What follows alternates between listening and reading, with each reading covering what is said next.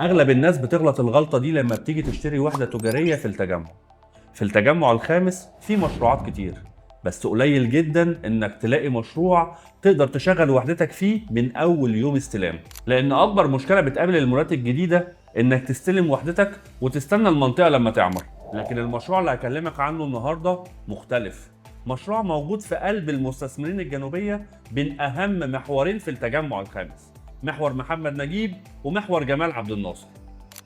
وده واحد من اقوى اللوكيشنز اللي موجوده في المنطقه، لان حوالين المشروع كثافه سكانيه كبيره وساكنه بالفعل. عشان كده المشروع معمول مول خدمي متكامل، في وحدات تجاريه واداريه وطبيه، وكلهم مطلوبين جدا في المنطقه. طيب بالنسبه للاسعار، التجاري بيبدا من اول 6 مليون 300 بمقدم 162500 وقسط شهري 48000.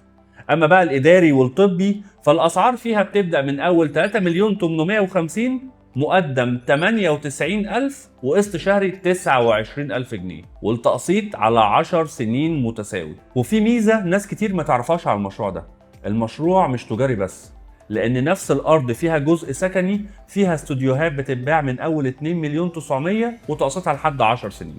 لو حابب تعرف المساحات المتاحة وأفضل فرص استثمار في المشروع ابعت لنا رسالة وأنا أتواصل معك.